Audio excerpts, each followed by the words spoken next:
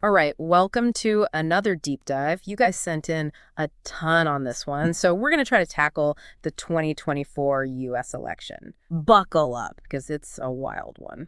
Yeah, this is pretty incredible to see play out. Yeah, so we've got looks like live updates, expert takes, even some international reactions. But you want to go deeper than just like the who won and lost, right? We're looking for the WHY and the what happens next. Exactly. And it really is remarkable. I mean, you've got a former president facing, well, some unprecedented challenges, right? For sure. I mean, a criminal conviction, 2 assassination attempts, media scrutiny, like you wouldn't believe. You said it. And yet he still pulls off the win. It's almost like a movie, isn't it? That comeback kid story. And it's got the whole world watching. Like even Prime Minister Modi's post congratulating Trump is going crazy viral. Millions of views. Oh, yeah. It's definitely captured the global imagination. So what's this tell us, though? I mean, about the voters themselves? Well, there's definitely a deep dissatisfaction, I'd say, among, well, a certain segment of the electorate. Okay, interesting. They see Trump as a disruptor, you know. Someone who'll shake things up. Exactly. Someone not afraid to challenge the status quo. And you can't underestimate that name recognition. Yeah, that incumbency factor. Absolutely. But this wasn't just about the presidency, was it? Some serious drama in the swing states. Oh, yeah. 7 of them, nail-biters, flipped back to Trump after going the other way in 2020. Those are the battleground states, the ones that often decide the election. Because of the Electoral College, you see. Right. The winner isn't just about who gets the most votes overall. Exactly. These specific states and the Electoral College votes they hold are absolutely crucial. And the exit polls show those voters were really focused on a few key things: democracy, abortion, and the economy. Those are the hot-button issues, for sure. Seems like they really resonated with Trump's base. Absolutely. And we have to remember, final results from some states might take days. Keeping us all on the edge of our seats. It's true. But while we wait for those, what about Congress? Looks like the Republicans took the Senate. That's a pretty big power shift, right? It is. It gives them a lot of leverage on legislation. Yeah. Could really pave the way for Trump to push his agenda. Potentially, yes. He's not known for shying away from, shall we say, bold moves. Definitely not. Yeah. So if the Republicans also take the House, which, some of those Michigan districts are still super close, could be looking at a unified GOP front. Which would give Trump a much freer hand, yes. Easier to get those policies implemented. Precisely. Major changes to taxes, healthcare, even environmental regulations, maybe. All on the table. But even if it's not a unified Congress, we can't forget the power of the presidency itself. Like during his first term, he appointed 2 Supreme Court justices. That shifted the whole balance of the court, right? Yeah. And that led to Roe v. Wade being overturned. Yeah, there was a landmark decision with huge implications. Huge.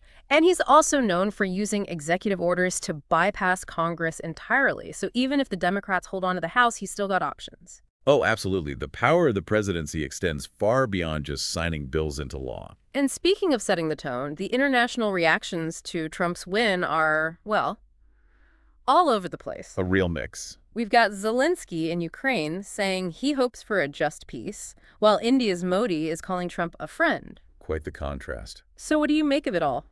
Well, it really highlights that global uncertainty surrounding Trump's return. Yeah, his America First stance, his unpredictable actions on the world stage. Exactly. A lot of countries are wondering what to expect. Makes sense. Meanwhile, China's urging mutual respect. But they're not mentioning Trump directly. It's a very calculated response. Yeah. They know the U.S.-China relationship is crucial, especially on trade and economic issues. All right, gotta walk that line. But they're also wary of his protectionist policies. It's tariffs. Exactly. And then there's Russia just playing it cool, waiting to see what Trump actually does before they pass judgment. They're being pragmatic. They know from experience that his words and his actions don't always line up. Fair enough. So a mix of cautious optimism, apprehension, and wait and see from the international community. Sounds about right. Everyone trying to figure out what a Trump presidency means for them. Exactly. And for the world. Absolutely. And, we can't overlook the unprecedented nature of this whole thing. 2 assassination attempts on a candidate during the campaign. That's unheard of in modern American history. Yeah, that's unsettling, to say the least. It really speaks to, I think, this level of polarization, the potential for violence even.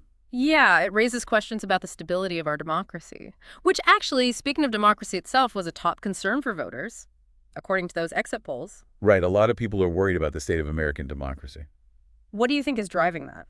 I think there's a sense that things are fragile. you know? Okay. Rising extremism, erosion of democratic norms, even the idea of a peaceful transfer of power being challenged. These are anxieties that are very real for a lot of voters.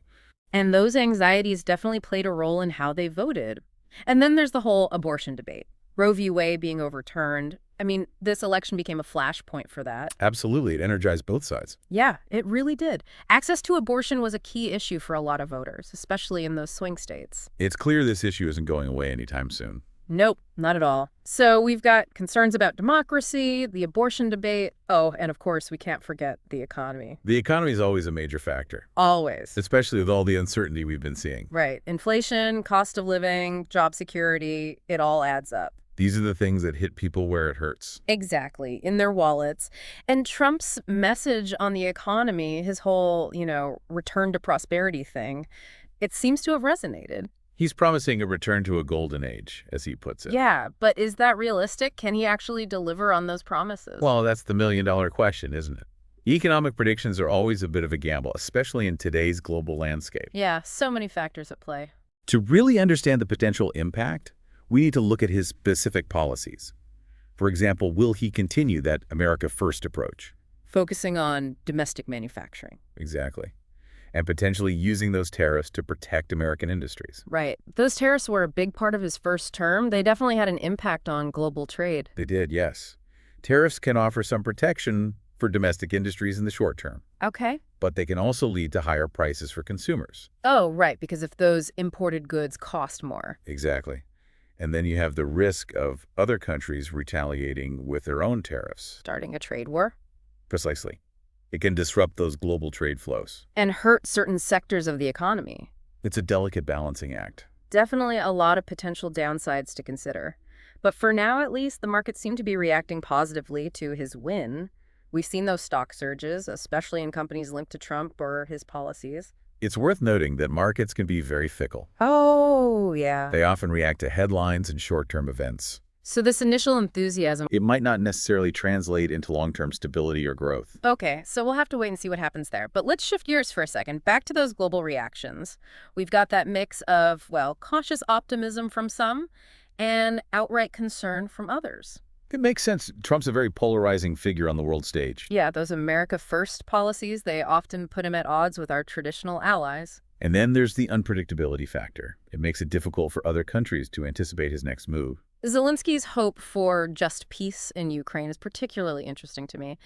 Do you think he sees Trump as someone who could actually, mediate that conflict?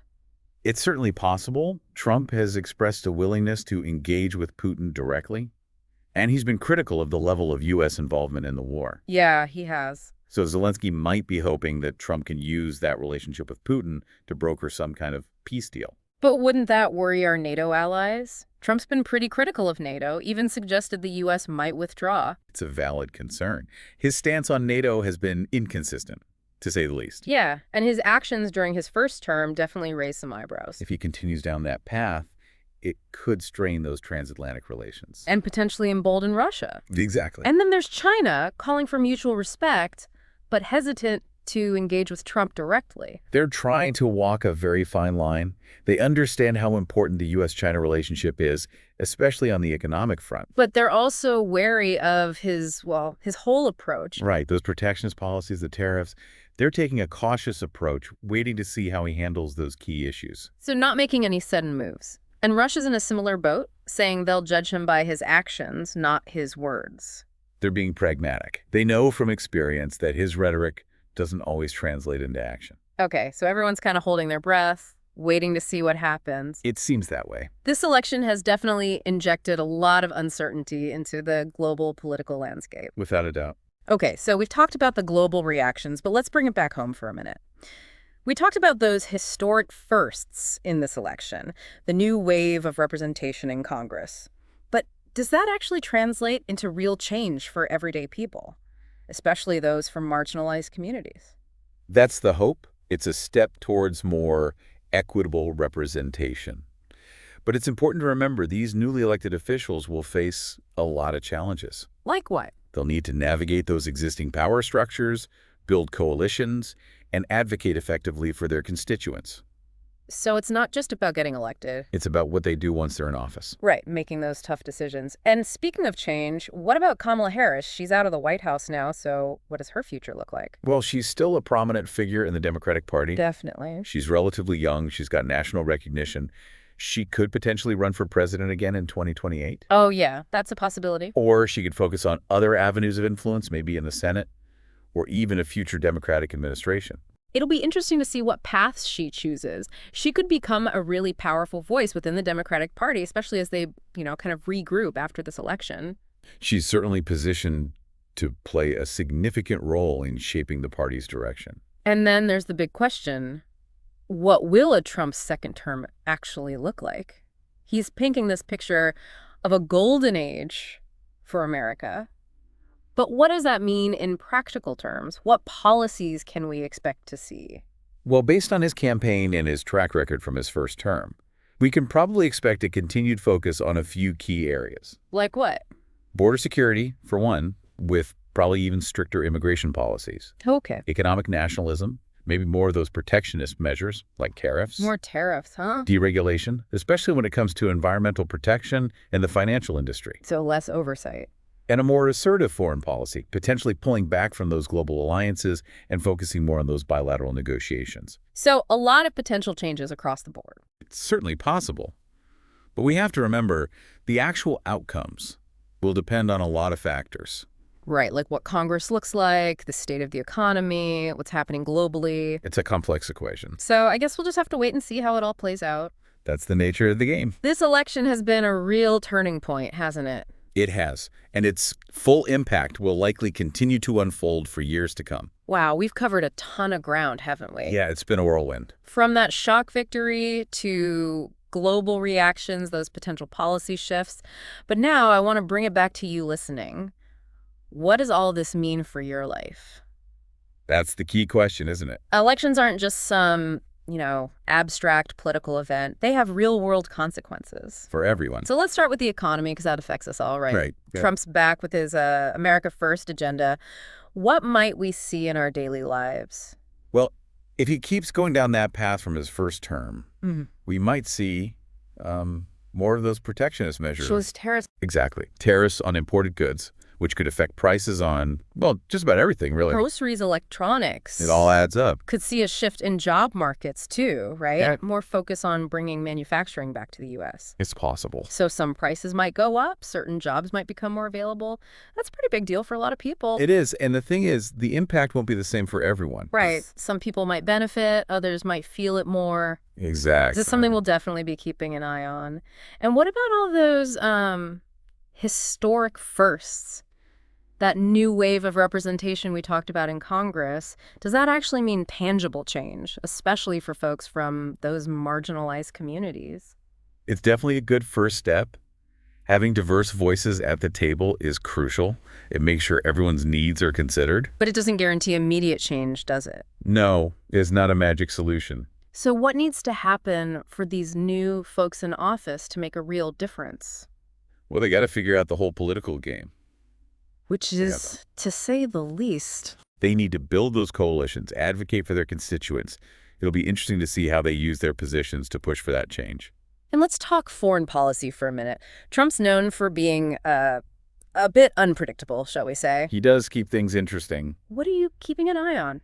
Especially stuff that could impact us here at home. I think the conflict in Ukraine is, well, it's top of mind for a lot of people. Definitely a major global issue. Trump's stance on NATO, his relationship with Putin, how he approaches military aid, all that will play a huge role in how the war unfolds. And closer to home, we've got Hamas watching U.S. policy on Palestine. Yeah, that Israeli-Palestinian conflict is always a sensitive spot. Any misstep there could have huge consequences. We saw how moving the U.S. Embassy to Jerusalem inflamed things during his first term. Right. It's a complex situation with no easy answers. Exactly. So a lot of uncertainty on the horizon, both here in the U.S. and globally. How can our listener, make sense of it all? I think staying informed is more important than ever. Yeah, don't just get your news from one place. Exactly, and be critical of what you read and hear.